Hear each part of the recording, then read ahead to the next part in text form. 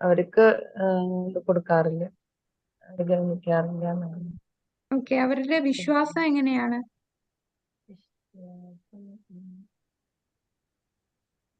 ഭഗവാനിലുള്ള വിശ്വാസം ഗുരു വഴങ്ങുന്നതിനുള്ള വിശ്വാസം. എന്തേലും ആഗ്രഹിച്ചിട്ട് ഫലദൃഷ്ടിയോട് കുതിക്കുന്നതാണ്. ഉം അചഞ്ചലമായിട്ടുള്ള വിശ്വാസം ഇല്ല, അവരുടെ ലോലമായിട്ടുള്ള മൃദുലമായിട്ടുള്ള വിശ്വാസമാണ്. ആ വിശ്വാസത്തിന് എപ്പോ വേണമെങ്കിലും മാറ്റം സംഭവിക്കാം. അങ്ങനെയുള്ള വിശ്വാസമുള്ളവരാണ് കനിഷ്ഠാധികാരി. അപ്പോ നമ്മൾ 3 തരത്തിലുള്ള ഭക്തരെ കുറിച്ച് പറയുന്നു. ആ, യോഗ്യത, ഭക്തിയുത സേവനം ചെയ്യാൻ യോഗ്യതയുള്ള വ്യക്തികളിൽ തന്നെ 3 തരത്തിലുള്ള ഭക്തരുണ്ട്. അതാണ് കനിഷ്ഠാധികാരി, മധ്യമാധികാരി, ഉത്തമാധികാരി. അതില് കനിഷ്ഠ അധികാരി എന്ന് പറഞ്ഞാൽ അവർക്ക് ഭഗവാനിലും ശാസ്ത്രത്തിലുമുള്ള വിശ്വാസം ദുർബലമായിട്ടുള്ള വിശ്വാസമാണ്. ആ വിശ്വാസം എപ്പോ വേണമെങ്കിലും ഇപ്പൊ വേറെ ചില ആൾക്കാരെ ഉപദേശം കേൾക്കുമ്പോ, ഇപ്പൊ നിരീശ്വരവാദികളും ഭക്തിയില് ഒരു താല്പര്യമില്ലാത്ത ആൾക്കാരുടെയും വാക്കുകൾ കേട്ടാൽ അവര് പറയുന്നത് ശരിയാണെന്ന് തോന്നി അവർക്ക് ഭക്തിയുത സേവനം പോകാൻ ചാൻസ് ഉണ്ട്. അപ്പൊ അവരുടെ വിശ്വാസം ദുർബലമാണ്. അവർക്ക് ശാസ്ത്രത്തെക്കുറിച്ച് വലിയ അറിവ് ഉണ്ടായിരിക്കില്ല. വാദിച്ചു നിൽക്കാനും ഒന്നും കഴിവ് കാണില്ല. അവരെക്കാളും ഉയർന്ന തലത്തിലുള്ളതാണ് മധ്യമ അധികാരി. അപ്പൊ ഈ കനിഷ്ഠ അധികാരി എന്ന് പറഞ്ഞാൽ അവര് തുടക്കക്കാരാണ്, പുതിയ ഭക്തരാണ്, പുതിയ വിശ്വാസിവരാണ്, അവർ ആരംഭകരാണ് കനിഷ്ഠാധികാരി. അവരുടെ വിശ്വാസം ശക്തമല്ല. മതഗ്രന്ഥങ്ങളെ പറയുന്ന കാര്യങ്ങളൊന്നും പൂർണ്ണമായി അവർ അംഗീകരിക്കുന്ന ആൾക്കാരല്ല. അവിടെ അതിനകത്ത് അങ്ങനെ പറയും, പക്ഷെ എന്റെ ആഗ്രഹങ്ങൾക്ക് ആയിരിക്കും അവർക്ക് കൂടുതൽ ഇമ്പോർട്ടൻസ് കൊടുക്കുക. ശാസ്ത്രങ്ങളെ അങ്ങനെ പൂർണ്ണമായി വിശ്വസിക്കാൻ ഉള്ള തലത്തിലേക്ക് ഉയരാത്ത ആൾക്കാരാണ്. അപ്പോ ആരെങ്കിലും ശക്തമായി വാദിക്കുകയാണ്, ഇതിനെ എതിർത്ത് വാദിച്ചാൽ അവർക്ക് ശാസ്ത്രത്തിലും ഭഗവാനിലും ഉള്ള വിശ്വാസം അവിടെ അവർക്ക് തീരും. അപ്പൊ അവർക്ക് എന്താണ് ഭക്തി ചെയ്തതിനുള്ള ലക്ഷ്യം, ആ ലക്ഷ്യത്തെ കുറിച്ചൊന്നും വ്യക്തമായ ബോധം ഉണ്ടാകുന്ന ആൾക്കാരല്ല കനിഷ്ഠാധികാരി. ഇനി മധ്യമ അധികാരികൾ എന്ന് പറഞ്ഞാൽ അവർക്ക് പൂർണ്ണ വിശ്വാസവും ലക്ഷ്യത്തെക്കുറിച്ച് പൂർണ്ണ ബോധവുമുണ്ട്. ഭഗവാനിൽ ദൃഢമായിട്ടുള്ള വിശ്വാസമുള്ളവരാണ്.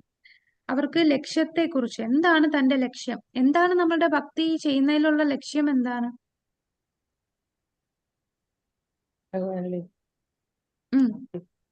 ഭഗവാനിലെ ഭക്തി, പ്രേമഭക്തി. പ്രേമഭക്തി ലഭിക്കുക, അല്ലെ? പ്രേമഭക്തിയിലേക്ക് ഉയരുക എന്നുള്ളതാണ് നമ്മളുടെ ഭക്തിയുത സേവനം ചെയ്യുന്നതിന്റെ ലക്ഷ്യം. ആ ലക്ഷ്യത്തെ കുറിച്ച് ദൃഢവിശ്വാസമുള്ളവരാണ് രണ്ടാമത്തെ വിഭാഗത്തിലുള്ള മധ്യമ അധികാരികൾ. ഭഗവാനിൽ അചഞ്ചലമായ വിശ്വാസമുണ്ട്. പക്ഷേ ഇവരുടെ ഒരു അറിവ്, നല്ല അറിവുണ്ടെങ്കിലും എപ്പോഴും എതിർ അഭിപ്രായത്തെ പരാജയപ്പെടുത്താനുള്ള കഴിവുണ്ടായിരിക്കണമെന്നില്ല. ഈ എന്താണ് വാദഗതികളിലൊക്കെ ചില വാദങ്ങൾ മുന്നോട്ട് വെക്കുമ്പോൾ അതിനെ തോൽപ്പിക്കാനായിട്ട് പൂർണ്ണമായിട്ട് അവർക്ക് സാധിക്കണം എന്നില്ല. അല്ലാതെ ഭഗവാനില് അചഞ്ചലമായ വിശ്വാസം അവരിലുണ്ട്. പക്ഷെ മതഗ്രന്ഥങ്ങളെ കുറിച്ച് അറിവുണ്ടെങ്കിലും ഏതെങ്കിലും വാദം നടന്നാൽ അതിനെ തോൽപ്പിക്കാനുള്ള സാമർഥ്യം അവർക്ക് ഉണ്ടായിരിക്കണം എന്നില്ല. അതാണ് മധ്യമാധികാരി. ഇനി ഉത്തമാധികാരി എന്ന് പറഞ്ഞാൽ എന്താണ്? ഉത്തമാധികാരി എന്ന് പറഞ്ഞാൽ നമ്മൾ ഗുരുവാകാൻ യോഗ്യനായിട്ടുള്ള വ്യക്തിയാണ് ഉത്തമാധികാരി. വേദഗ്രന്ഥങ്ങളിലെല്ലാം നൈപുണ്യനാണ്. ഏത് വാദങ്ങളെയും എതിർക്കാൻ സാമർഥ്യമുള്ള, തികഞ്ഞ വിവേചന ബുദ്ധിയോടെ നിഗമനങ്ങൾ അവതരിപ്പിക്കാനുള്ള സാമർഥ്യവും ഉള്ള വ്യക്തിയായിരിക്കും. ഭക്തിയുത സേവനം ചെയ്ത് എങ്ങനെ ഓരോരുത്തരെയും ഭക്തിയിലേക്ക് ഉയർത്താമെന്ന ചിന്ത ഉള്ള വ്യക്തിയായിരിക്കും. തനിക്ക് മറ്റാരുമില്ല, തനിക്ക് ആരാധിക്കാനും സ്നേഹിക്കാനും കൃഷ്ണൻ മാത്രമേ ഉള്ളൂ എന്ന് വിശ്വസിക്കുന്ന വ്യക്തിയാണ് ഉത്തമാധികാരി. ഈ ഉത്തമാധികാരിയാണ് ആത്മീയ ആചാര്യനാകാൻ യോഗ്യനായിട്ടുള്ളവർ. അപ്പൊ ആ ഒരു വ്യത്യാസം നമുക്ക് മനസ്സിലായല്ലോ. ഉത്തമാധികാരി, മധ്യമാധികാരി, കനിഷ്ഠാധികാരി. ഇനി ഈ ഉത്തമ അധികാരികൾക്ക് ഏത് വാദത്തെയും പരാജയപ്പെടുത്താം എന്നുള്ളതിന് ഉദാഹരണം ശ്രീല ജീവഗോസ്വാമി. അദ്ദേഹം രൂപനാരായണനെ പരാജയപ്പെടുത്തിയതാണ്. ജീവഗോസ്വാമി നമ്മുടെ ഷഡ്ഗോസ്വാമിമാരിൽ ഒരാളാണ് ജീവഗോസ്വാമി. രൂപഗോസ്വാമിയുടെ ശിഷ്യനാണ്. കൂടാതെ രൂപഗോസ്വാമിയുടെ സഹോദരന്റെ മകനാണ് ജീവഗോസ്വാമി. അപ്പം രൂപനാരായണൻ എന്ന് പറയുന്ന ഒരു വലിയ പണ്ഡിതൻ, അദ്ദേഹം എല്ലാ ദിക്കുകളിലും പോയി എല്ലാരെയും തന്റെ പാണ്ഡിത്യം അറിയിച്ച് തോൽപ്പിക്കുകയാണ്. അപ്പൊ തോൽപ്പിക്കുമ്പോൾ അദ്ദേഹം ഒരു കാര്യം കൂടെ ചെയ്യും, അവരെ നിന്ന് എഴുതി വാങ്ങിക്കും. നിങ്ങൾ തോറ്റു എന്നുള്ളത് എഴുതി ഒപ്പിട്ട് വാങ്ങിക്കും. അങ്ങനെ നമ്മുടെ രൂപസനാതനന്മാരുടെ പാണ്ഡിത്യത്തെ കുറിച്ച് അറിഞ്ഞ് രൂപഗോസ്വാമിയുടെ അടുത്ത് ഇങ്ങനെ ഈ വാദിക്കാനായിട്ട് രൂപനാരായണൻ ചെല്ലും. അപ്പൊ രൂപഗോസ്വാമിക്ക് മനസ്സിലായി ഇദ്ദേഹം എന്തുദ്ദേശത്തോടു കൂടിയാണ് ഇവിടെ വരുന്നതെന്ന്. അദ്ദേഹം പറഞ്ഞു, എനിക്ക് നിങ്ങളുടെ അത്രയും പാണ്ഡിത്യം ഇല്ല, ഞാൻ എന്തായാലും തോറ്റു.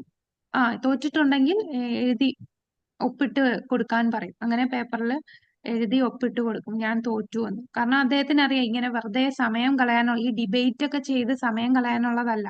ഭക്തിയുത സേവനത്തിന് അദ്ദേഹത്തിന് ഒരുപാട് കാര്യങ്ങൾ ചെയ്യാനുണ്ട്. അപ്പൊ വെറുതെ ഇവരുമായിട്ട് വാഗ്വാദം ചെയ്ത് എന്തിനാണ് സമയം കളയുന്നതെന്ന് ഉള്ള ചിന്തയിൽ അദ്ദേഹം വിനയാന്വിതനായിട്ട് ആ തോൽവി സമ്മതിക്കുകയാണ്.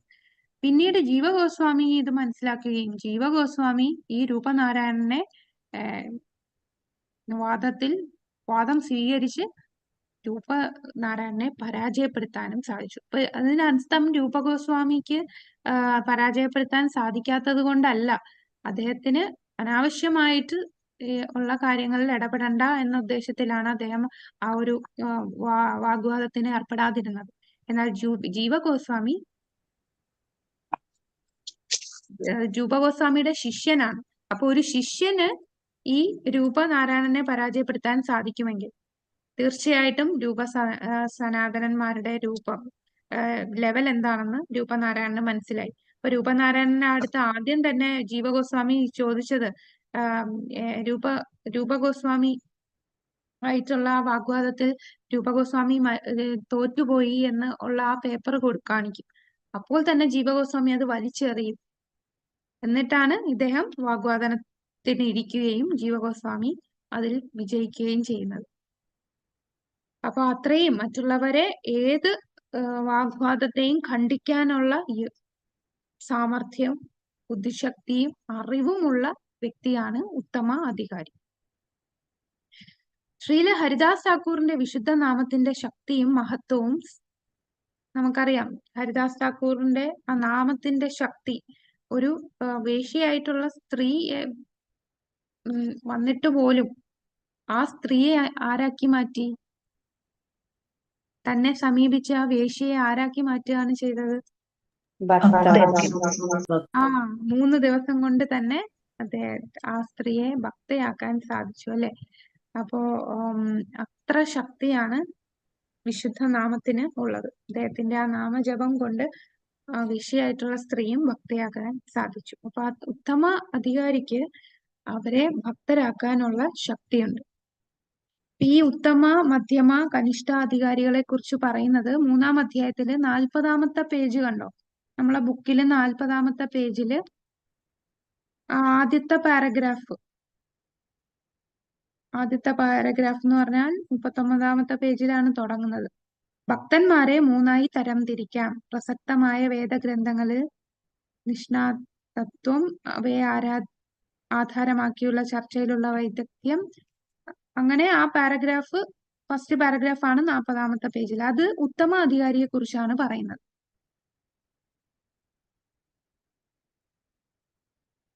ഇനി അടുത്ത 2-ാമത്തെ പാരഗ്രാഫ് കണ്ടോ? മതഗ്രന്ഥങ്ങളെ ആധാരമാക്കി ന്യായവാദം നടത്തുന്നതിൽ വലിയ സാമർഥ്യമൊന്നും അവകാശപ്പെടാറില്ലെങ്കിലും ആ പറയുന്ന പാരഗ്രാഫ് മധ്യമ അധികാരിയെ കുറിച്ച് പറയുന്നു.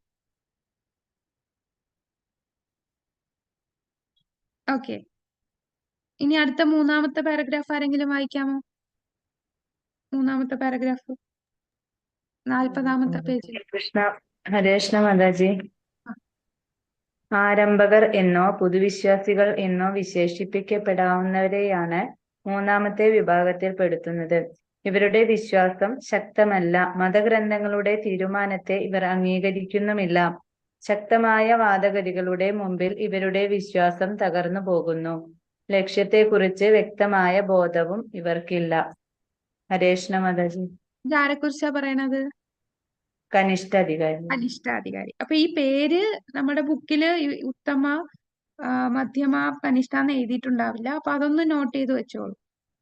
ആദ്യത്തെ പാരഗ്രാഫ് ഉത്തമാധികാരിയെ കുറിച്ച്, രണ്ടാമത്തെ പാരഗ്രാഫ് മധ്യമാധികാരി, മൂന്നാമത്തത് കനിഷ്ഠാധികാരി. അപ്പൊ ചിലപ്പോ നമുക്ക് ക്വസ്റ്റ്യനിൽ ഇങ്ങനെ ഡിഫറൻസ് ചോദിക്കുമ്പോൾ ഉത്തമ, മധ്യമ, കനിഷ്ഠ, അപ്പൊ ഈ പാരഗ്രാഫ് വായിക്കുമ്പോൾ നമുക്ക് അതിന് ഉത്തരം കിട്ടും. ഓക്കെ, ഇനി നമ്മൾ കാണാൻ പോകുന്നത് കനിഷ്ഠ ഭക്തരുടെ കൂടുതൽ വിഭജനമാണ്. അപ്പൊ അത് 41 അടുത്ത പേജിൽ പറയുന്നുണ്ട്. മൂന്നാമത്തെ വിഭാഗത്തിൽപ്പെടുന്ന ആരംഭകരെ കുറിച്ച് ഭഗവത്ഗീതയിൽ പറയുന്നു. 4 തരം ആൾക്കാരുണ്ട്. അതേതാണ്? ചതുർവിധാം ഭജന്തേമ. ആരൊക്കെയാണ് 4 തരം ആൾക്കാര്?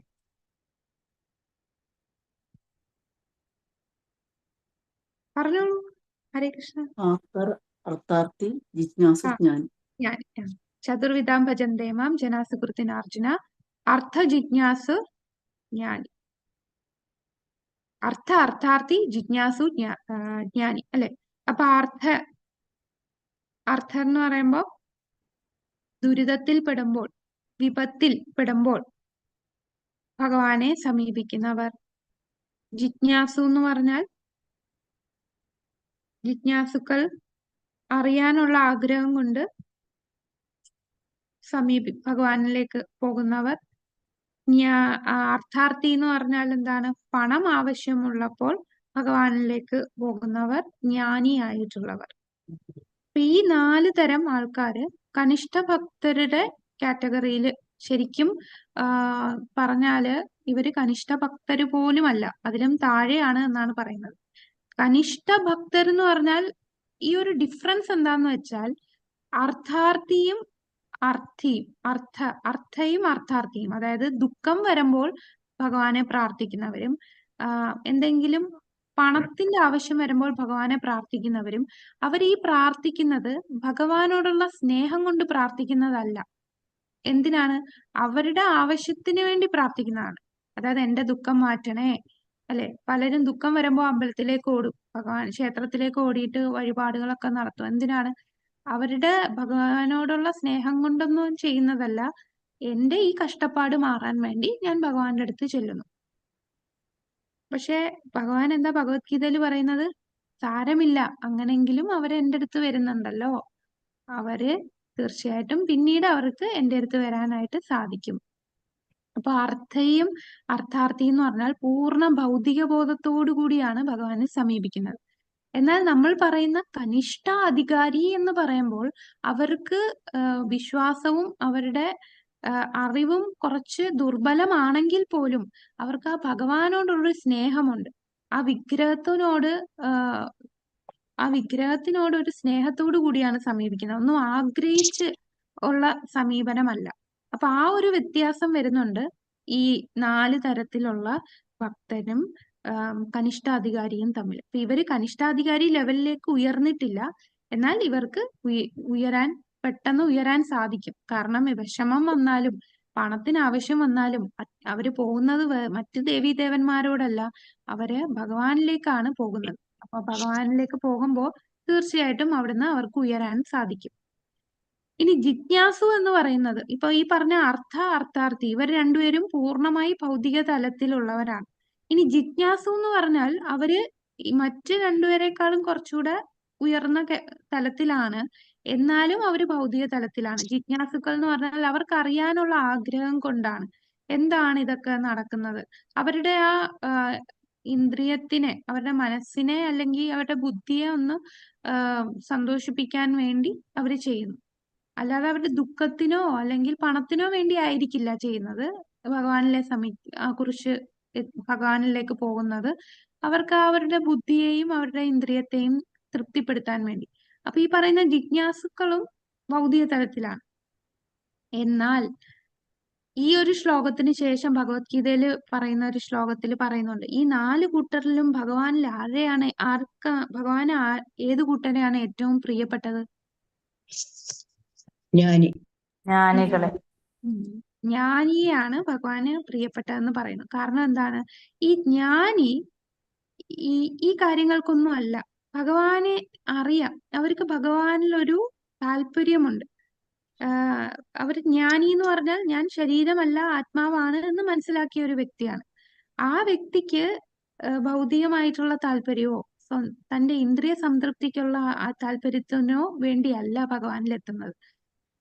ഭഗവാനെ കൂടുതൽ മറിഞ്ഞ് ആ ഭഗവാനിലുള്ള ഭക്തനാകാൻ ആഗ്രഹിക്കുന്നവരാണ് ജ്ഞാനി.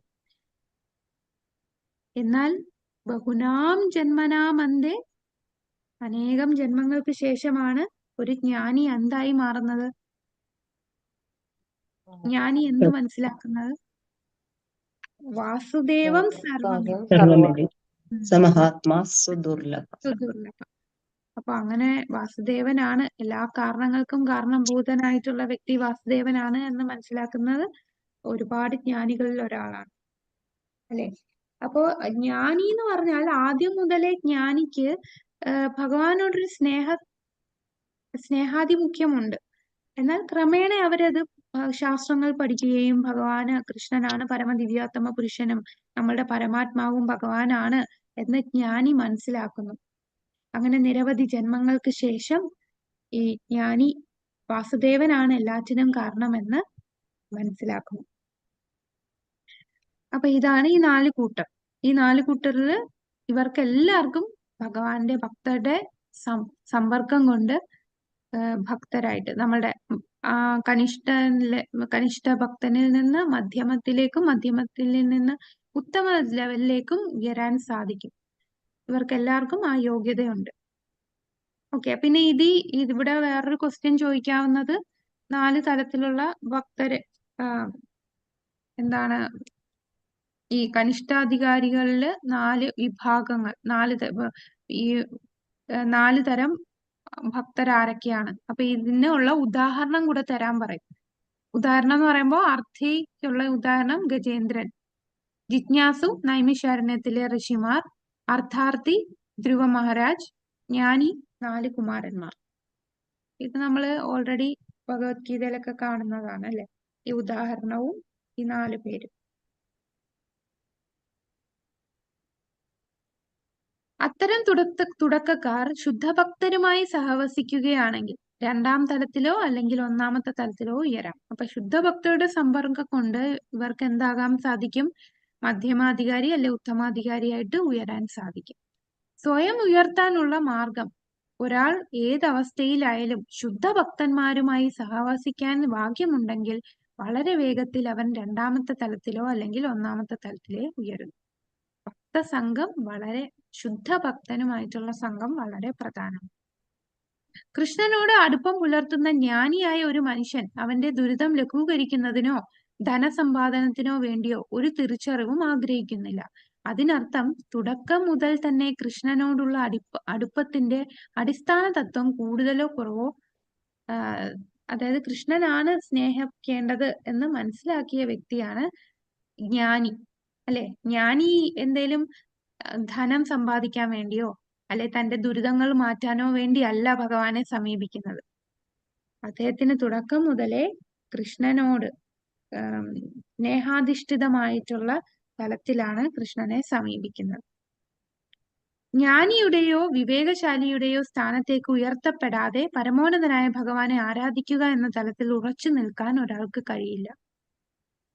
നമുക്ക് ഭക്തിയിൽ ഉറച്ചു നിൽക്കണമെങ്കിൽ നമ്മൾ അർത്ഥനും അർത്ഥാർത്ഥിയുമായി നിന്നാൽ സാധിക്കില്ല. ഉറച്ചു നിൽക്കണമെങ്കിൽ ജ്ഞാനിയുടെ തലത്തിലേക്ക് ഉയർത്തപ്പെടണം.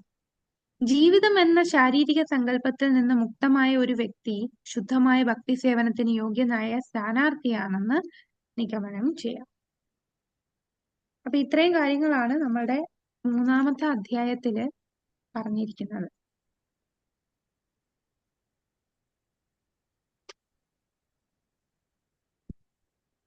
ഇനി ഈ പുസ്തകം വായിക്കുമ്പോൾ നമുക്ക് കുറച്ചുകൂടെ കാര്യങ്ങൾ മനസ്സിലാവും.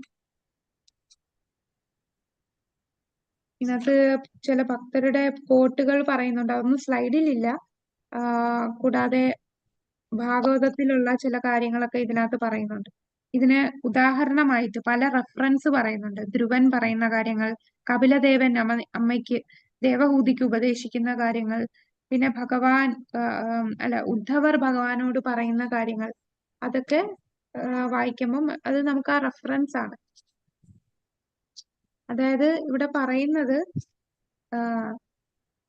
ഒരു യഥാർത്ഥ ഭക്തൻ മുക്തി പോലും ആഗ്രഹിക്കുന്നില്ല. അതിനെ കുറിച്ച് പറയുന്നുണ്ട്. യഥാർത്ഥ ഭക്തൻ മുക്തി ആഗ്രഹിക്കുന്നില്ല. ചൈതന്യ മഹാപ്രഭു കൃഷ്ണനോട് പറയുന്നുണ്ട്. എന്താണ് ആ പറയുന്നത്? എനിക്ക് ധനം വേണ്ട, എനിക്ക് ജനം വേണ്ട, സമ്പത്ത് വേണ്ട, സുന്ദരിയായ ഭാര്യയോ ഭൗതിക സുഖമോ ഒന്നും വേണ്ട. പക്ഷെ എന്താണ് വേണ്ടത്? ചൈതന്യ മഹാപ്രഭു ശിഷ്ടാഷ്ടകത്തിൽ പറയുന്നത്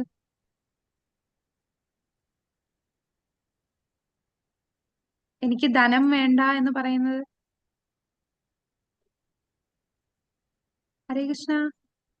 न धनं न जनं न ആ सौन्दर्यं कवितां वा जगदीश चिन्तामये मम जन्मनि जन्मनीश्वरे भवदात् भक्तिरहैतुकीत्वयि. അതാണ് മമ ജന്മനീ ജന്മനീശ്വരെ, എനിക്ക് എത്ര ജന്മങ്ങൾ വേണമെങ്കിലും ഉണ്ടാവട്ടെ, ഒരേ ഒരു പ്രാർത്ഥനയുള്ള എന്താണ്? ഭഗവാന്റെ ഭക്തി, ഭഗവാനിലുള്ള ഭക്തി, അചഞ്ചലമായിട്ടുള്ള ഭക്തി നൽകണം. അപ്പൊ ഭക്തന്മാര് മുക്തി പോലും ആഗ്രഹിക്കുന്നില്ല. ഈ മുക്തിയും ഭുക്തിയും, ഈ രണ്ടിന്റെ അർത്ഥം എന്താണെന്നറിയോ? ഒന്ന് ഭൗതിക ലോകത്തും ഒന്ന് ആധ്യാത്മിക ലോകത്തുമുള്ളത്. മുക്തിയും ഭുക്തിയും. അപ്പൊ ഇത് മോക്ഷം. മോക്ഷം. മുക്തി എന്ന് പറയുമ്പോൾ മോക്ഷം. ഭുക്തി എന്ന് പറഞ്ഞാൽ ഫലം പ്രതീക്ഷിച്ച് ഭൗതികമായിട്ടുള്ള കാര്യങ്ങൾ ചെയ്യുന്നത്. അപ്പൊ ഭൗതികമായിട്ടുള്ള സുഖം ആഗ്രഹിക്കുന്നവരാണ് ഭുക്തിഗാമി എന്ന് പറയുന്നത്. മുക്തിഗാമി എന്ന് പറഞ്ഞാൽ മോക്ഷം എന്ന് പറയുമ്പോൾ എന്താണ് ഉദ്ദേശിക്കുന്നത്? അവർക്ക് ഭൗതികമായിട്ടുള്ള തലത്തിൽ നിൽക്കണ്ട, അവര് ഭൗതികമായിട്ടുള്ള സുഖമൊന്നും ആഗ്രഹിക്കുന്നില്ല. പക്ഷെ അവർക്ക് വേറൊരു പ്രശ്നമുണ്ട്. അവരെന്താണ്? ഭഗവാനിൽ ലയിച്ച് ഈശ്വരനിൽ ലയിക്കുന്നതാണ് മുക്തി എന്ന് പറയുന്നു. അപ്പൊ ഇങ്ങനെയുള്ള ഈ ഒരു ആഗ്രഹത്തെ ഒരു ദുർമന്ത്രവാദിയുടെയോ ദുർഭൂതങ്ങളുടെയോ അവരുമായിട്ടാണ് താരതമ്യം ചെയ്യുന്നത് ഭുക്തിയും മുക്തിയും. ഈ ഭുക്തിയും മുക്തിയും ആഗ്രഹിക്കുന്നവരെ രൂപഗോസ്വാമി താരതമ്യം ചെയ്തിരിക്കുന്നത് ദുർമന്ത്രവാദിയുടെയും മായാജാലത്തിനും വശംവദരാകുന്നവരോടാണ്.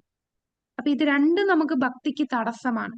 മുക്തി ആഗ്രഹിക്കുന്നതും തടസ്സമാണ്, ഭുക്തി ആഗ്രഹിക്കുന്നതും തടസ്സമാണ്. ഭുക്തി എന്ന് പറഞ്ഞാൽ ഭൗതിക സുഖം ആഗ്രഹിക്കുന്നു, അവരെന്തായാലും ഭൗതിക ലോകത്തെ നിൽക്കും.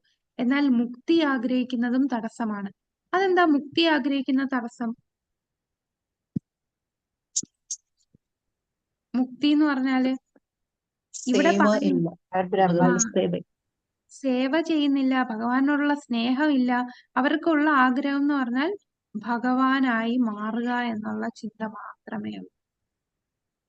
ആ ഒരു ചിന്ത ഉള്ളവരാണ് മുക്തി ആഗ്രഹിക്കുന്നത്. ഇത് രണ്ടും ദുർമന്ത്രവാദിയുടെയും മായാജാലത്തിനും വശമതരാകുക. അപ്പൊ ഇത് രണ്ടും ആഗ്രഹിച്ചാൽ നമുക്ക് ഭക്തിയിൽ വരാൻ സാധിക്കില്ല.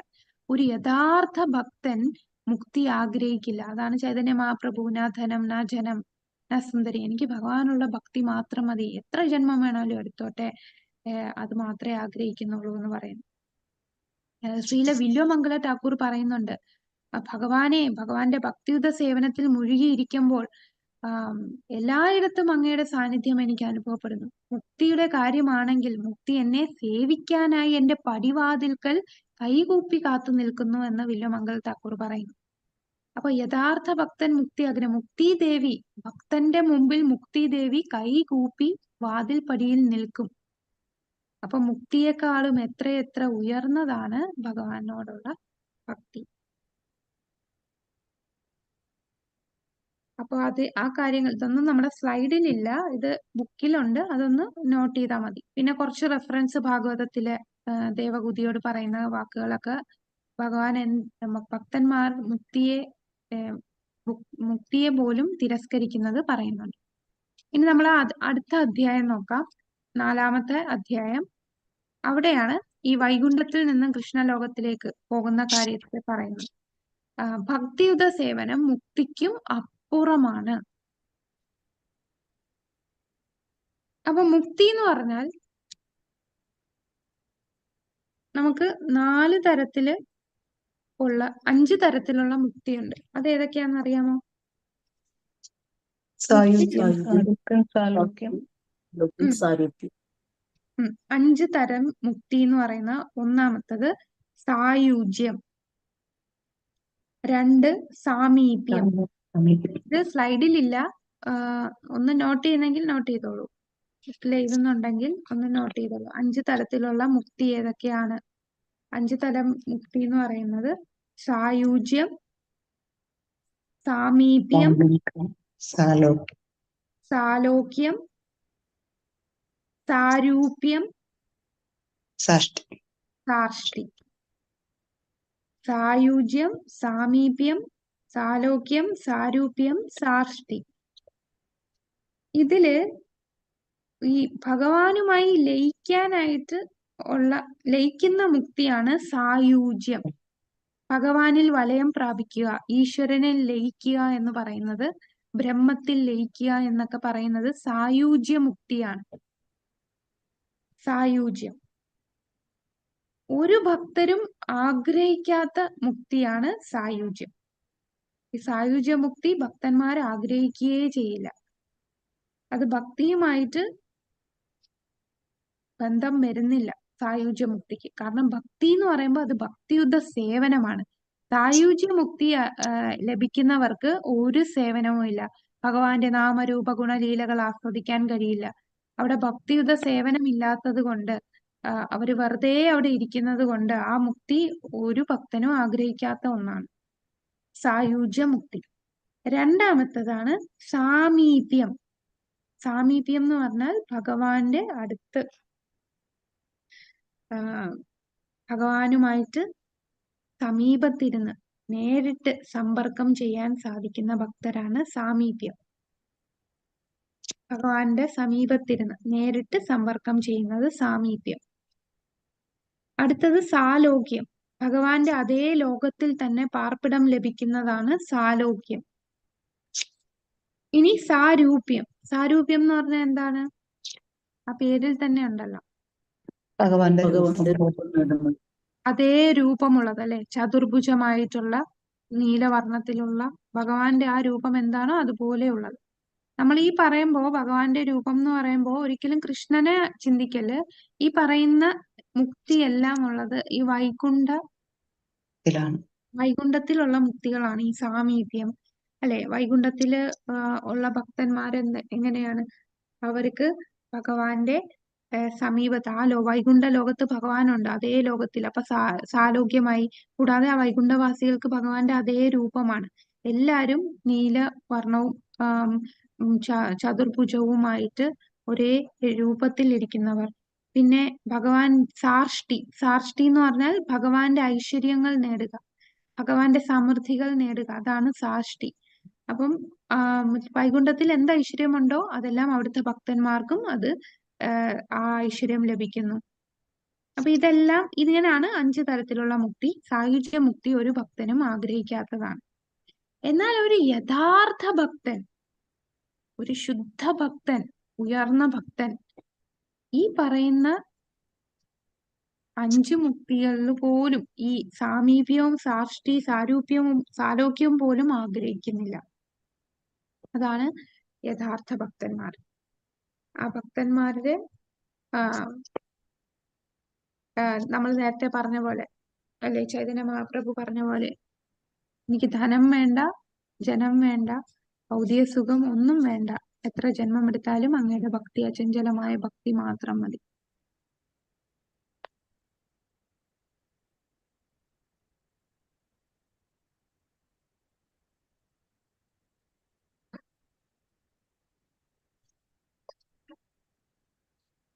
അപ്പൊ ഇവിടെ വൈകുണ്ഠത്തിൽ നിന്ന് കൃഷ്ണലോകത്തേക്ക് മുക്തിയുടെ ഈ 4 ഘട്ടങ്ങൾ കൈവരിച്ച ചില മുക്തരായ വ്യക്തികൾ.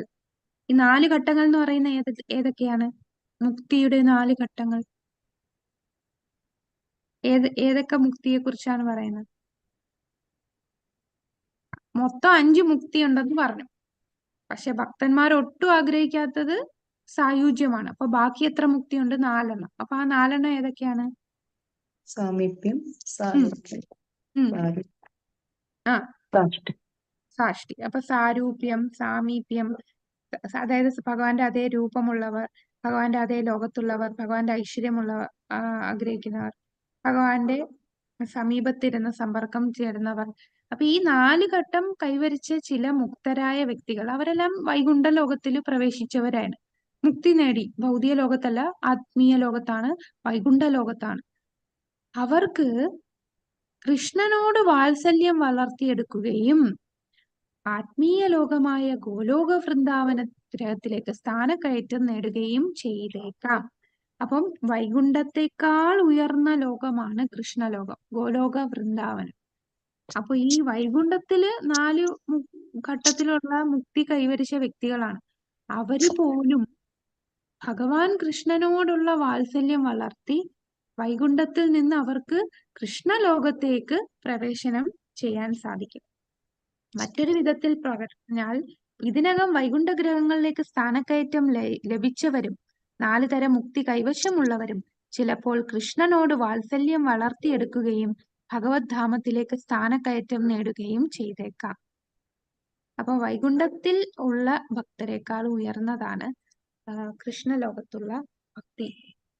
അതെന്താണ്? അതെങ്ങനെയാണ് പ്രൂവ് ചെയ്യുന്നത്?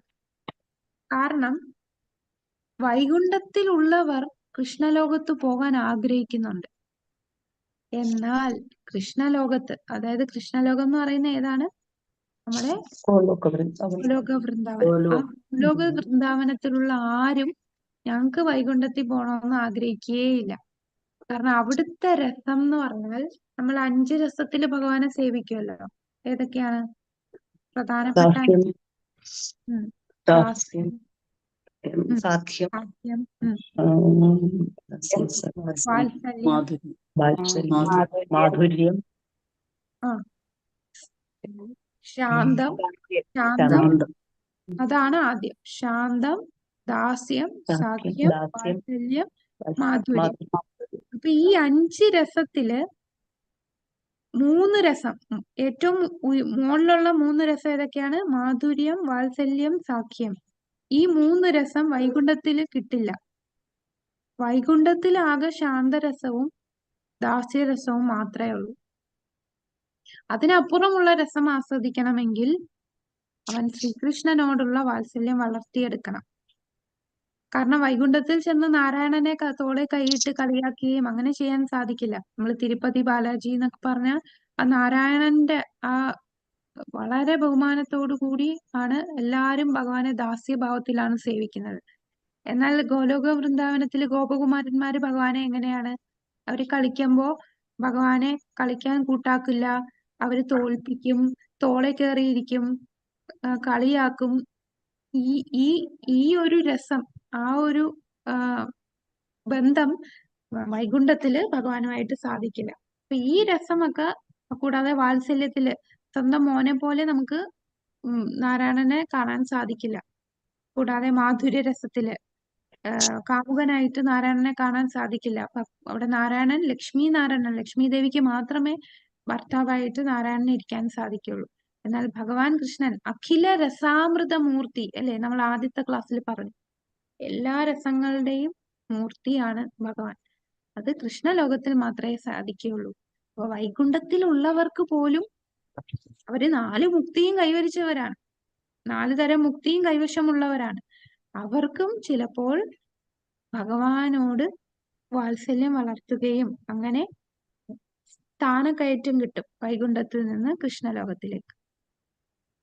പരമോന്നത ഭഗവാന്റെ പലതരം ഭക്തന്മാരിൽ ഭഗവാന്റെ യഥാർത്ഥ രൂപത്തിലേക്ക് ആകർഷിക്കപ്പെടുന്നവർ വൃന്ദാവനത്തിലേക്ക് ശ്രീകൃഷ്ണന്റെ മുൻനിര ഭക്തരായി കണക്കാക്കപ്പെടുന്നു. അപ്പൊ മുൻനിര ഭക്തർ എന്ന് പറയുന്നത് ഏതാണ്? വൃന്ദാവന കൃഷ്ണനിൽ ആകർഷിക്കപ്പെടുന്നവരാണ്. അത്തരം ഒരു ഭക്തൻ ഒരിക്കലും വൈകുണ്ഠത്തിലേക്കോ ദ്വാരകയുടെ സമൃദ്ധിയാൽ ആകർഷിക്കപ്പെടുന്നില്ല. ഭഗവാൻ കൃഷ്ണൻ ഭരിച്ചിരിക്കുന്ന രാജകീയ നഗരം, ഗോകുലത്തിലെ അല്ലെങ്കിൽ വൃന്ദാവനത്തിലെ ഭഗവാന്റെ വിനോദങ്ങളാൽ ആകർഷിക്കപ്പെടുന്ന ഭക്തർ ഏറ്റവും ഉയർന്ന ഭക്തരാണെന്ന് ശ്രീല രൂപഗോസ്വാമിയുടെ നിഗമനം. അപ്പൊ കൃഷ്ണൻ തന്നെ പല സ്ഥലത്തുണ്ടല്ലേ. മധുരയിലുണ്ട്, മധുര കൃഷ്ണനുണ്ട്, ദ്വാരക കൃഷ്ണനുണ്ട്, വൃന്ദാവൻ കൃഷ്ണനുണ്ട്. ഈ 3 കൃഷ്ണനിലും ഏറ്റവും ഉയർന്ന ഏതാണെന്നാണ് രൂപഗോസ്വാമി പറയുന്നത്? വൃന്ദാവന കൃഷ്ണൻ. വൃന്ദാവന കൃഷ്ണനാണ്. കാരണം അവര് ഭഗവാന്റെ ഐശ്വര്യത്തില്, ഇപ്പം ദ്വാരക എന്ന് പറയുമ്പോൾ അവിടെ ഭഗവാൻ രാജാവായിട്ടാണ്. മധുരയിലൊക്കെ രാജാവിന്റെ സ്ഥാനമാണ്, അത്ര ഐശ്വര്യമുണ്ട്. വൈകുണ്ഠത്തില് നമുക്കറിയാം ഐശ്വര്യധാമമാണ്. ആ ഐശ്വര്യത്തിൽ ആകർഷിക്കപ്പെടുന്നില്ല. അവർക്ക് ആ ഓടക്കുഴലേന്തി പശുക്കളെ മേച്ച് നടക്കുന്ന നമ്മളെ സിമ്പിൾ ആയിട്ടുള്ള ഉണ്ണിക്കണ്ണനെയാണ്, ആ വൃന്ദാവനത്തിലുള്ള കണ്ണനെയാണ് ഭക്തരാഗ്രഹിക്കുന്നത്. അങ്ങനെയുള്ള ഭക്തരാണ് ഏറ്റവും ഉയർന്ന ഭക്തരെന്ന് ശ്രീല രൂപഗോസ്വാമി പറയും. ഭഗവാന്റെ ആ വിനോദം, വൃന്ദാവനത്തിലെ വിനോദങ്ങൾ ആസ്വദിക്കുന്ന ആകർഷരായിട്ടുള്ള ഭക്തരാണ് ഏറ്റവും ഉയർന്ന ഭക്തർ. അപ്പൊ ഈ കാര്യങ്ങളാണ് 4-ാമത്തെ അധ്യായത്തില് ഇവിടെ പറഞ്ഞിരിക്കുന്നത്. പിന്നെ ഈ 4-ാമത്തെ അധ്യായത്തിൽ നമുക്ക് കുറെ റെഫറൻസുകൾ, അതായത് മുക്തി ആഗ്രഹിക്കുന്നില്ല എന്നുള്ളതിനുള്ള റെഫറൻസുകളാണ് അടുത്ത നമ്മളെ ബുക്കിലുള്ളത്. സ്ലൈഡിലില്ല, ഇത് ബുക്കിലുള്ള കാര്യങ്ങളാണ് പറയുന്നത്. ശ്രീമദ് ഭാഗവതത്തിൽ 5-ാമത്തെ സ്കന്ധത്തിൽ 14.44 ശുകദേവ ഗോസ്വാമി പരിഷത്തിനോട് പറയുന്ന ചില വാക്കുകളുണ്ട്. അപ്പൊ അവിടെ ഭഗവാന്റെ ഭൗതിക സമൃദ്ധി ഒന്നും ആഗ്രഹിക്കാത്ത, ഭഗവാന്റെ ആ രൂപത്തിൽ മാത്രം ആകൃഷ്ടരാകുന്നു. അപ്പൊ അവര് മുക്തി ആഗ്രഹിക്കുന്നില്ല, അതിന്റെ ഉദാഹരണമാണ്. ഇനി വൃത്രാസുരന്റെ പ്രാർത്ഥനയുണ്ട്, വളരെ പ്രധാനപ്പെട്ട പ്രാർത്ഥന. വൃത്രാസുരൻ പറയുന്നു, ഭഗവാനെ, ഭക്തിയുത സേവനം ഉപേക്ഷിച്ചാൽ ഒരു പക്ഷേ എന്നെ ധ്രുവലോകത്തിലേക്ക് ഉയർത്തിയെന്ന് വരാം, അല്ലെങ്കിൽ പ്രപഞ്ചത്തിലെ സർവ്വലോകങ്ങളുടെ അധിപതിയാക്കിയെന്ന് വരാം. എന്നാൽ എനിക്കത് വേണ്ട, യോഗസിദ്ധികളും വേണ്ട, ആത്മീയ വിമോചനവും ഞാൻ ആഗ്രഹിക്കുന്നില്ല. അങ്ങയുടെ സമ്പർക്കവും അനശ്വരവും സർവാതിശായിയുമായ സേവനം അങ്ങേക്ക് ചെയ്യാനുള്ള അവസരമേ എനിക്ക് വേണ്ടു. അപ്പൊ എനിക്ക് വലിയ പൊസിഷനും വലിയ ലോകങ്ങളുടെ അധിപതിയും ധ്രുവലോകവും ഒന്നും വേണ്ട, ഈ അഷ്ടസിദ്ധികളൊന്നും വേണ്ട, ആത്മീയ വിമോചനം, എനിക്ക് മുക്തിയും ആഗ്രഹിക്കുന്നില്ല, അങ്ങയോട് സമ്പർക്കവും അനശ്വരമായിട്ടുള്ള സേവനവും, അതാണ് ആഗ്രഹിക്കുന്നത്. പിന്നീട് ശിവൻ പാർവതി ദേവിയോട് പറയുന്ന ഭാഗങ്ങള് ഉദാഹരണം പറയുന്നു. അപ്പൊ ഇത് വായിച്ചു നോക്കിയാൽ മതി, പല റെഫറൻസ് ആണ് ഇവിടെ പറയുന്നത്. ഇന്ദ്രൻ പറയുന്നത് ഭാഗവതത്തിലെ 6-ാമത്തെ സ്കന്ധത്തില്, പ്രഹ്ലാദന്റെ 7-ാം സ്കന്ധത്തില് പ്രഹ്ലാദൻ പറയുന്ന വാക്കുകൾ. പിന്നെ മറ്റു അർത്ഥദൈവങ്ങൾ നരസിംഹദേവനെ പ്രാർത്ഥിക്കുന്ന ഭാഗങ്ങളുണ്ട്. 9-ാമത്തെ സ്കന്ധത്തില് ദുർവാസാവിനോട് വൈകുണ്ഠനാഥൻ പറയുന്ന വാക്കുകൾ. അവിടെയാണ് നമുക്ക് 5 മുക്തിയെ കുറിച്ച് പറയുന്നത്. പേജ് 53 ഒന്നെടുത്തോളൂ. 53-ാമത്തെ പേജില് ചിലപ്പോ ക്വസ്റ്റ്യൻ ചോദിക്കാം, 5 മുക്തികൾ ഏതൊക്കെയാണ്, 5 തരത്തിലുള്ള മുക്തികൾ. അത് 53-ാമത്തെ പേജില് 2-ാമത്തെ പാരഗ്രാഫിൽ പറയുന്നുണ്ട്. കണ്ടോ അവിടെ? 5 തരത്തിലുള്ള മുക്തികൾ: എന്നിൽ വലയം പ്രാപിക്കുക, സായുജ്യം, 1, 2, 3, 4, 5 എന്ന് എഴുതിയിട്ടുണ്ട്. അപ്പൊ ആ പേജ് ഒന്ന് നോട്ട് ചെയ്തോളൂ. അപ്പൊ അവിടെ നമുക്ക് 5 മുക്തി ഏതാണെന്നും അത് എന്താണ് 5 മുക്തികൾ ഉദ്ദേശിക്കുന്നതെന്നും എഴുതിയിട്ടുണ്ട്. പിന്നീട് അടുത്ത പാരഗ്രാഫില് നാഗപത്നിമാരുടെ പ്രാർത്ഥനയില് പറയുന്ന കാര്യങ്ങളാണ്. അപ്പൊ ഇത് കുറെ റെഫറൻസ്, അതാണ് ഇതില് സ്ലൈഡിലൊന്നും ഇതേക്കുറിച്ച് പറയുന്നില്ല, എല്ലാ റെഫറൻസ് ആണ് കൊടുത്തിരിക്കുന്നത്.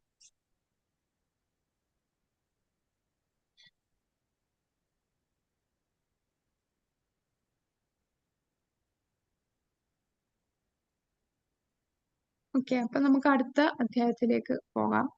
അതാണ് പരിശുദ്ധമായ വൈഷ്ണവം. ഭക്തി സേവനത്തിന്റെ പരിശുദ്ധി, 5-ാമത്തെ അധ്യായം. ഭക്തി സേവനത്തിന്റെ പരിശുദ്ധി. അപ്പോ ഭക്തി സേവനം രൂപഗോസ്വാമി പറയുന്നത് ഭക്തിയുത സേവനം എന്ന് പറഞ്ഞാൽ ഭൗതിക സാഹചര്യത്തെ ആശ്രയിക്കുന്നില്ല, ഒന്നിനെ ആശ്രയിക്കുന്നതല്ല ഭക്തി. ഇത് നമ്മളെ കഴിഞ്ഞ ക്ലാസ്സുകളിലൊക്കെ കേൾക്കുന്നതാണ്. ഭക്തി എന്ന് പറഞ്ഞാൽ ഭക്തിയെ മാത്രമേ ആശ്രയിക്കുന്നുള്ളൂ, അല്ലാതെ മറ്റൊന്നിനെയും ആശ്രയിക്കുന്നില്ല. ഒരു ഉദാഹരണം നമുക്ക് പറയാം. കർമ്മകാണ്ഡമാണെന്ന് അർത്ഥം.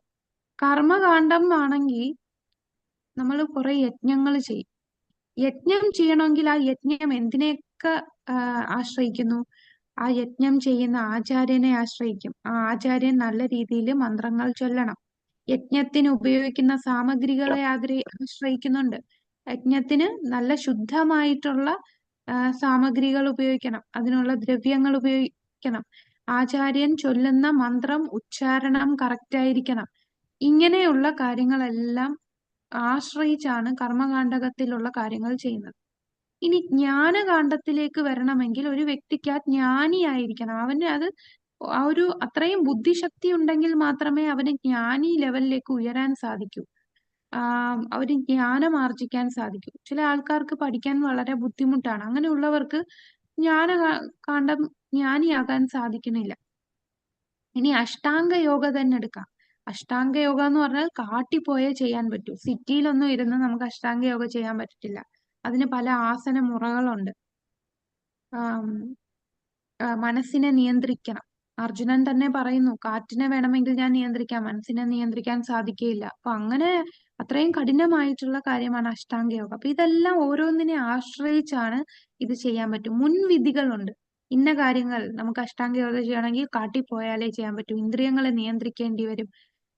ആസനമുറകൾ പാലിക്കണം. ജ്ഞാനകാണ്ഡമാണെങ്കിൽ നമുക്ക് അത്രയും മനസ്സിലാക്കാനുള്ള ബുദ്ധിശക്തി വേണം. കർമ്മകാണ്ഡമാണെങ്കിൽ അതിന് വേണ്ട സാമഗ്രികൾ വേണം. അത്രയും ശുദ്ധരായിട്ടുള്ള ബ്രാഹ്മണർ വേണം ഇത് ഉച്ചരിക്കാൻ. ഇതെല്ലാം ആശ്രയിച്ചാണ്. പക്ഷെ ഭക്തി എന്ന് പറഞ്ഞാൽ ഭക്തിയോഗം ഇതിനെ ഒന്നും ആശ്രയിക്കുന്നില്ല. ഏത് വർണ്ണം, ഏത് ആശ്രമം, വർണ്ണാശ്രമത്തിൽ ഏത് വർണ്ണത്തിൽ, ഇന്ന വർണ്ണത്തിലും ആശ്രമത്തിലുള്ളവർക്ക് മാത്രമേ ഭക്തി ചെയ്യാൻ പറ്റൂ, അങ്ങനെയില്ല.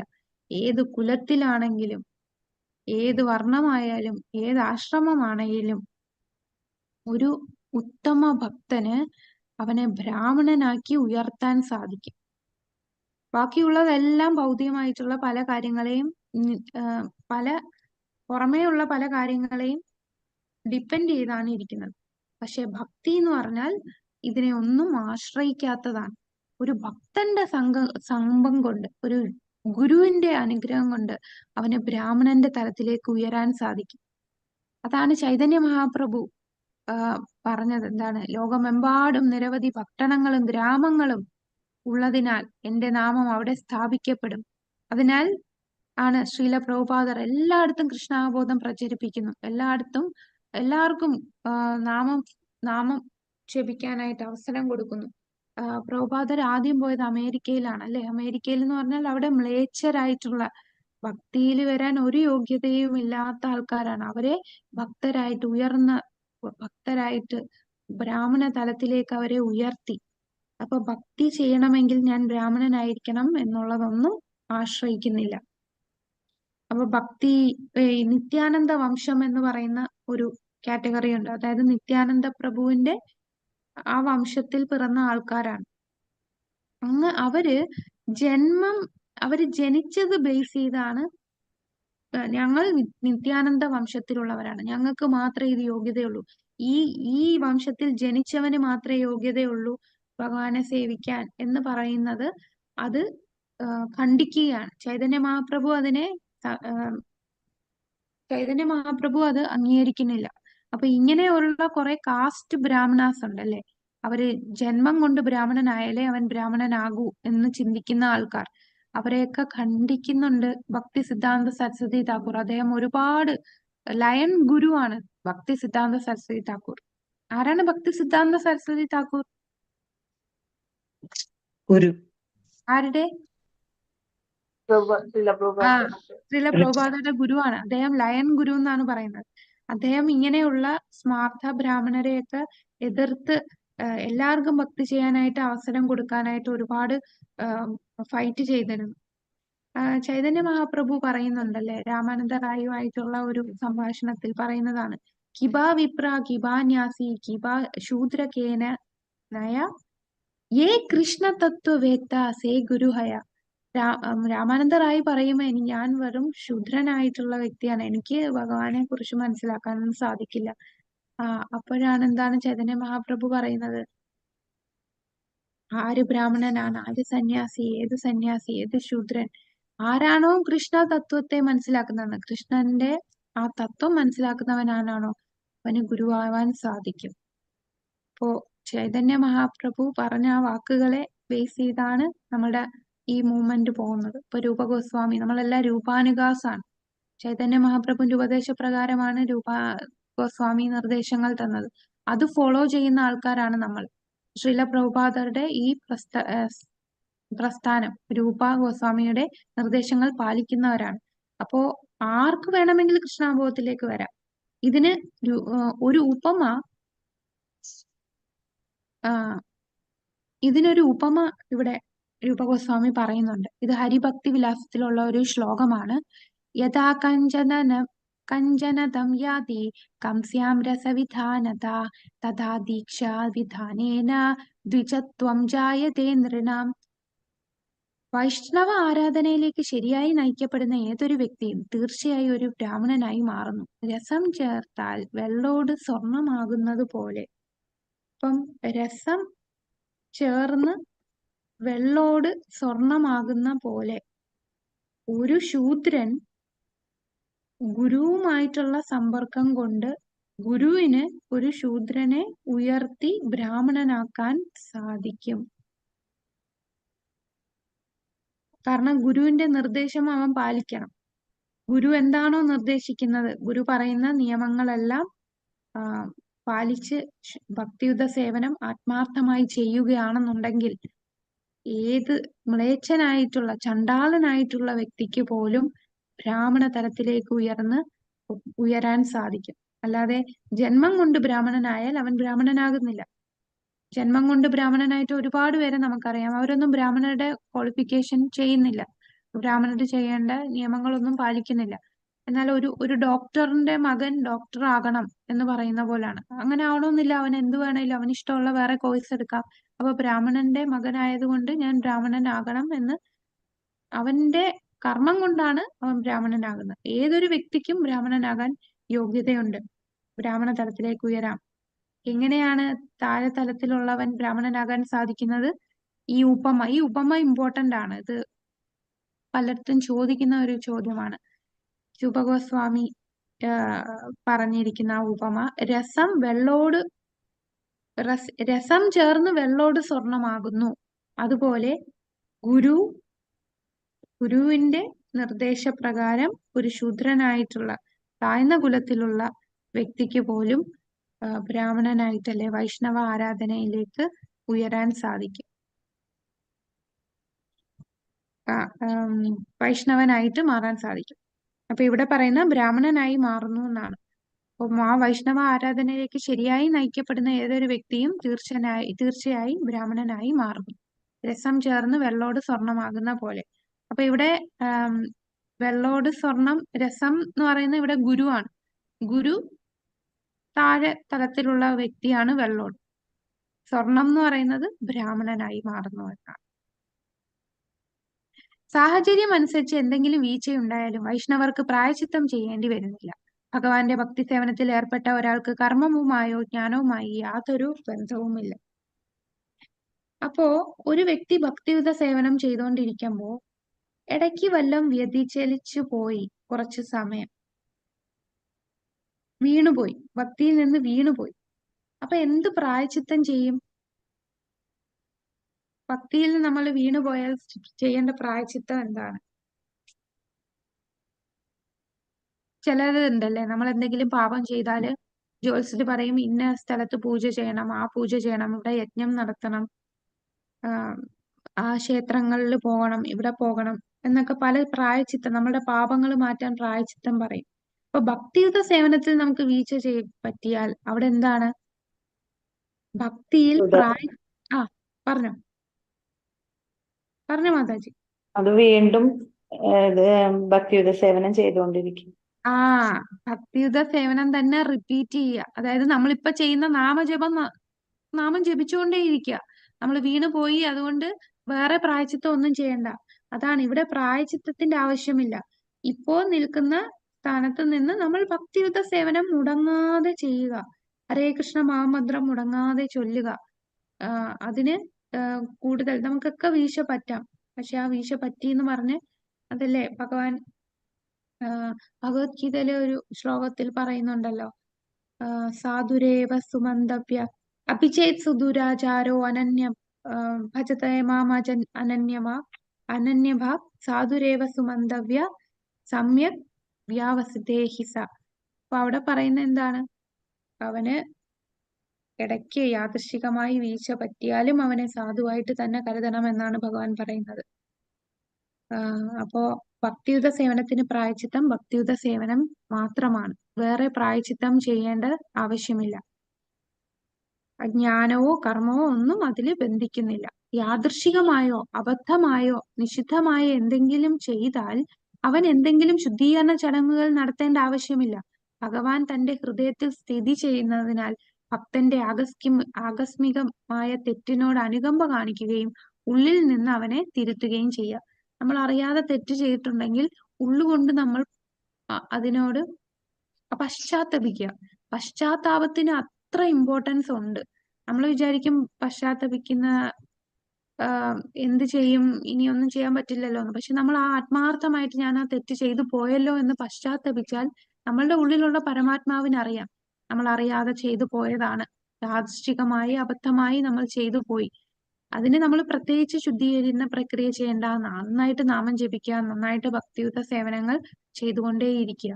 ഉള്ളിലുള്ള ഭഗവാൻ തന്നെ നമ്മളെ തെറ്റിനെ തിരുത്തിക്കോളും. പിന്നീട് ഇത്രയേ ഉള്ളൂ സ്ലൈഡില്. പിന്നീട് ഇതിൽ പറയുന്നുണ്ട് വർണ്ണാശ്രമ ധർമ്മം. വർണ്ണാശ്രമം ധർമ്മത്തില് നിന്നുകൊണ്ട് ഭഗവാനെ പ്രീതിപ്പെടുത്തുക. ഉയർന്ന ഭക്തര് വർണ്ണാശ്രമ ധർമ്മം പോലും ആശ്രയിക്കുന്നില്ല.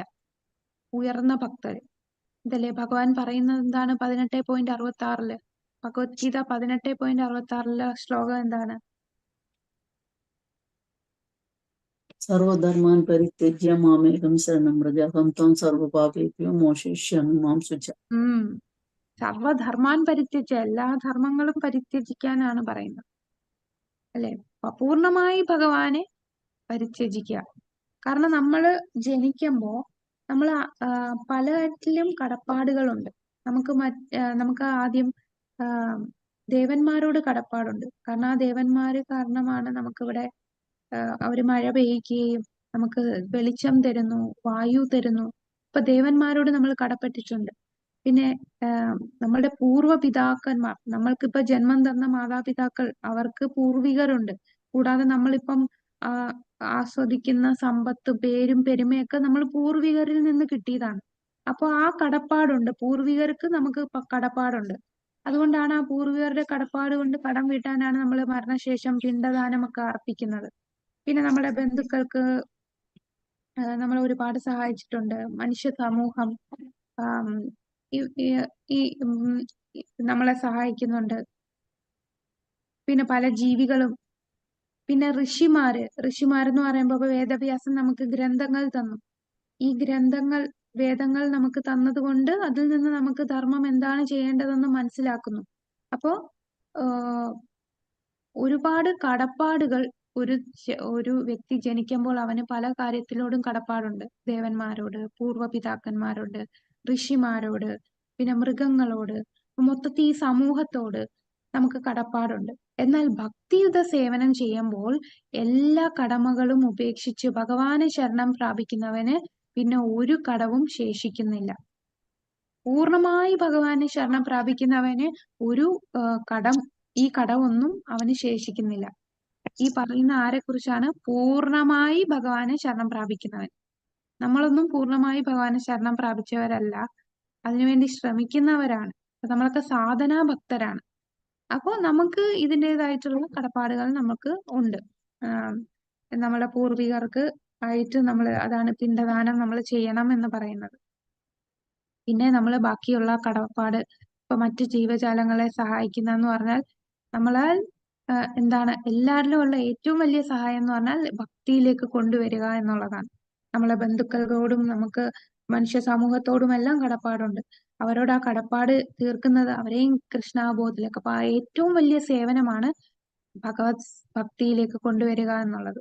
അവരെ കൊണ്ട് നാമം ജപിപ്പിക്കുക, പ്രസാദം കൊടുക്കുക, ഇതുപോലെ സത്സംഗത്തിലൊക്കെ കൊണ്ടുപോവുക. അങ്ങനെ അവരിലും കാരണം നമ്മളുടെ ഒരു മനുഷ്യന്റെ ഏത് ജീവജാലത്തിന്റെയും അവകാശമാണ് കൃഷ്ണാബോധം എന്ന് പറയുന്നത്. അവന്റെ എല്ലാവരുടെയും ഉള്ളില് എല്ലാവരുടെ അവബോധത്തിൽ ഒളിഞ്ഞിരിക്കുന്നതാണ്. അതിനെ ഉണർത്തണം, അല്ലെങ്കിൽ ഭൗതികതയില് പെട്ടുപോകും. അപ്പോ ശുദ്ധ ഭക്തർക്ക് ഈ കടമകളൊന്നും ശേഷിക്കുന്നില്ല, കാരണം അവര് പൂർണ്ണമായി ഭഗവാനെ ശരണം പ്രാപിച്ചവരാണ്. അപ്പൊ അതാണ് ഇവിടെ പറയുന്നത്. ഇതൊന്നും സ്ലൈഡിലില്ല, നമ്മളുടെ ബുക്കില് ഈ പോയിന്റ് കൂടെ ഒന്ന് നോട്ട് ചെയ്യേണ്ടതാണ്. ഓക്കെ, അപ്പൊ ഇതാണ് നമ്മൾ ഈ സെഷനിൽ കണ്ടത്. ഈ സെഷനിൽ നമ്മൾ 3 അധ്യായങ്ങളാണ് കണ്ടത്. അധ്യായം 3, 4, 5.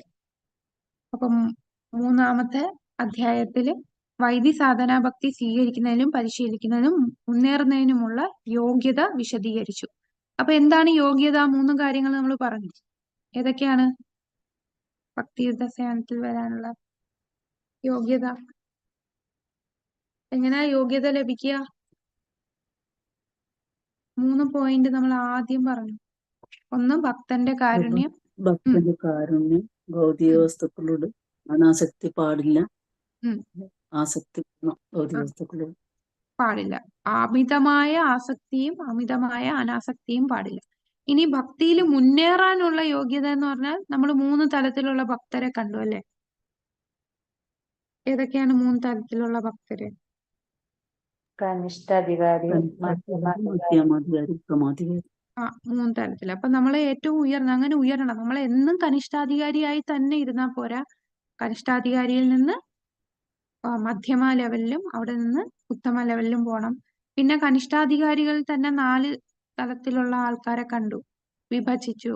അർത്ഥാർത്ഥി, ജിജ്ഞാസു, ജ്ഞാനി അല്ലെ? അപ്പൊ നമ്മൾ അടുത്ത ലെവലിലേക്ക് പോകണമെങ്കിൽ എങ്ങനെ പോകണം? ഭക്തരുമായിട്ടുള്ള സംഘം, ഉത്തമ ഭക്തന്റെ സംഘം കൊണ്ട് നമുക്ക് ഉയരാൻ സാധിക്കും. പിന്നീട് അടുത്ത 4-ാമത്തെ അധ്യായത്തിൽ നമ്മൾ കണ്ട എന്താണ്? ഭക്തിയുത സേവനം മുക്തിക്കും അപ്പുറമാണ്. മുക്തി പോലും ആഗ്രഹിക്കുന്നില്ല ഭക്തന്മാര്, ശുദ്ധ ഭക്തന്മാര്. കോലാവേജ ശ്രീധരന്റെ കാര്യം പറയുന്നുണ്ടല്ലേ? കോലാവേജ ശ്രീധരൻ എന്ന് പറയുന്നത് വളരെ ദരിദ്രനായിട്ടുള്ള ഒരു ഭക്തനാണ്. അദ്ദേഹത്തിന് വാഴ കൊണ്ട് നിർമ്മിച്ച കാര്യങ്ങൾ, വാഴ വെച്ച് ഉണ്ടാക്കുന്ന കാര്യങ്ങൾ വിൽക്കുന്നതാണ് തുച്ഛമായിട്ടുള്ള വരുമാനം. ആ വരുമാനത്തിന്റെ 50% ഗംഗാ ദേവിയെ സേവിക്കാനായിട്ട് ഉപയോഗിക്കുന്നു. ബാക്കിയുള്ള തുച്ഛ വരുമാനം കൊണ്ട് ജീവിക്കുന്ന വ്യക്തിയാണ്.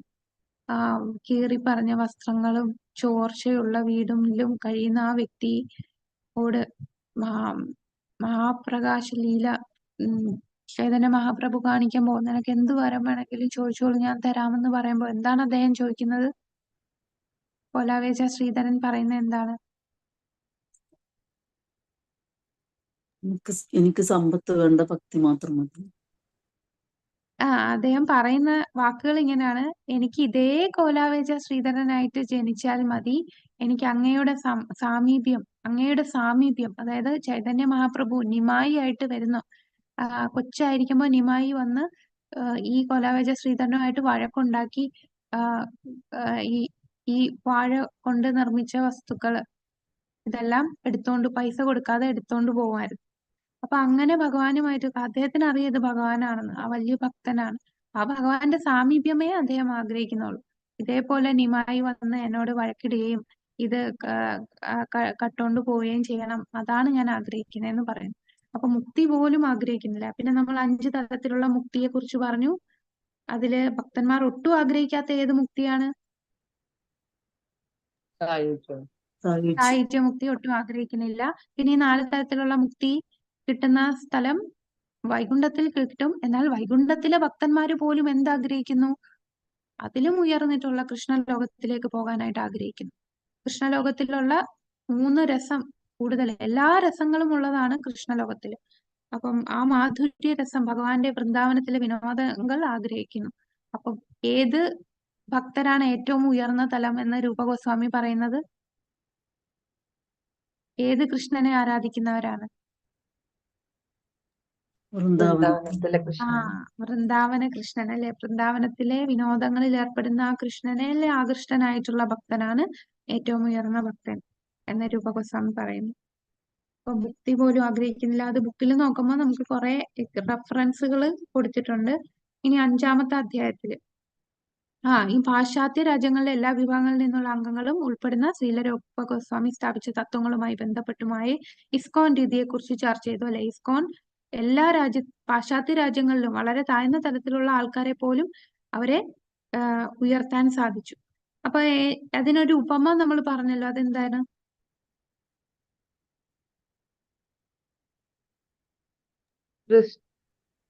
പീറ്റർ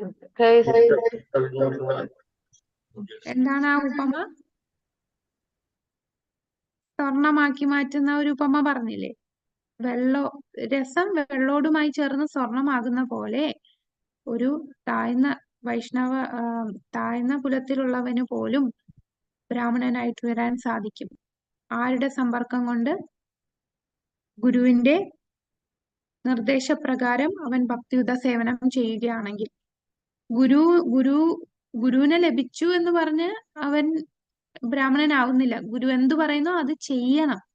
അത് ചെയ്യാൻ ഉതകുന്നവൻ, അത് ആത്മാർത്ഥമായിട്ട് ഭക്തിയുത സേവനം ചെയ്ത് ഗുരു പറയുന്ന നിയമങ്ങൾ പാലിച്ച് ചെയ്യുന്നവന് തീർച്ചയായിട്ടും ബ്രാഹ്മണ തലത്തിലേക്ക് വരാൻ സാധിക്കും, അവൻ ഏത് കുലത്തിൽ പിറന്നാലും. അപ്പൊ അതാണ് രൂപഗോസ്വാമി സ്ഥാപിച്ച ആ തത്വത്തെ എല്ലാ രാജ്യങ്ങളിലും ഇംപ്ലിമെന്റ് ചെയ്യാണ് ഇസ്കോൺ ചെയ്തിരിക്കുന്നത്. പിന്നെ ശുദ്ധി ഭക്തി സേവനം, സ്വതന്ത്ര സ്വഭാവം അല്ലെ. ഭക്തി എന്ന് പറഞ്ഞാൽ ഒന്നിനെയും ആശ്രയിക്കുന്നില്ല. കർമ്മകാന്ഡം, ജ്ഞാനകാന്ഡം എല്ലാം പല എക്സ്റ്റേണൽ കാര്യങ്ങളെയും ആശ്രയിച്ചേ ചെയ്യാൻ പറ്റൂ. ഭക്തിയെ മാത്രമേ ആശ്രയിക്കുന്നുള്ളൂ. ഭക്തിയിൽ നമ്മളുടെ ജനനം, നമ്മളുടെ കുലം, നമ്മളുടെ സൗന്ദര്യം, നമ്മളുടെ സാഹചര്യം ഇതൊന്നും ആശ്രയിക്കുന്നില്ല. പല ആൾക്കാരും ഭക്തി ചെയ്യാൻ പറയുമ്പോൾ എന്റെ വീട്ടിലെ സാഹചര്യം, എനിക്ക് സമയമില്ല. ഭക്തി ഇതിനെ ഒന്നുമല്ല ഡിപ്പെൻഡ് ചെയ്യുന്നത് അല്ലെ. എല്ലാവർക്കും ഉള്ള 24, ഈ ഭക്തിയുത സേവനം ചെയ്യുന്ന ആൾക്കാർക്ക് 24 മണിക്കൂർ, ബാക്കിയുള്ളവർക്കും 24 മണിക്കൂർ. എല്ലാരും ബിസിയാണ്. എന്നാൽ ആ ഒരു താല്പര്യം നമ്മളിൽ ഉണർന്നാലേ ഭക്തിയുത സേവനം ചെയ്യാൻ സാധിക്കുകയുള്ളൂ. അപ്പൊ ഭക്തി സ്വതന്ത്രമാണ്, ഒന്നിനെയും ആശ്രയിക്കുന്നില്ല. എന്റെ പ്രിയപ്പെട്ട ഉദ്ധവ, പൂർണ്ണമായ കീഴടങ്ങളിൽ എന്നെ അഭയം തേടുകയും എന്റെ നിർദ്ദേശങ്ങൾ പാലിക്കുകയും എല്ലാ കർമ്മങ്ങളും ചുമതലകളും ഉപേക്ഷിക്കുകയും ചെയ്യുന്ന ഏതൊരാളെയും 1-ാം തരം മനുഷ്യനായി കണക്കാക്കണം. ഭക്തി സേവനത്തിന്റെ ഒറ്റയടിക്ക് ആരെങ്കിലും എല്ലാ ബാധ്യതകളും ഉപേക്ഷിച്ച് പരമോന്നതനായ ദൈവത്തിന് കീഴടങ്ങിയാണെങ്കിൽ അവൻ ഇനിമേൽ കടക്കാരനോ മറ്റേതെങ്കിലും പ്രയോജന സ്രോതസ്സിന് ബാധ്യസ്ഥനോ അല്ല. അപ്പൊ നമ്മൾ പറഞ്ഞു അല്ലെ, ഒരാൾ ജനിക്കുമ്പോ ഒരുപാട് കാര്യങ്ങൾക്ക് കടപ്പെട്ടവരാണ്. എന്നാൽ ശുദ്ധ ഭക്തർക്ക് ഈ കടമകളൊന്നും ബാധിക്കുന്നില്ല. കാരണം അവൻ പൂർണ്ണമായി ഭഗവാനിൽ ശരണം പ്രാപിച്ചവനാണ്. അതാണ് ഇവിടെ പറയുന്നത്. എല്ലാം ഉപേക്ഷിച്ച് പരമോന്നത ദൈവത്തിന് കീഴടങ്ങുകയാണെങ്കിൽ അവൻ കടക്കാരനോ പ്രയോജന സ്രോതസ്സിന് ബാധ്യസ്ഥനോ അല്ല. ഹരേ കൃഷ്ണ കൃഷ്ണ കൃഷ്ണ ഹരേ ഹരേ, ഹരേ രാമ രാമ രാമ ഹരേ ഹരേ. വാഞ്ചാകൽപതരുഭ്യശ്ച കൃപാ സിന്ധുഭ്യേവ ച പതിതാനാം പാവനേഭ്യോ വൈഷ്ണവേഭ്യോ നമോ. അനന്തകോടി വൈഷ്ണവ വൃന്ദേ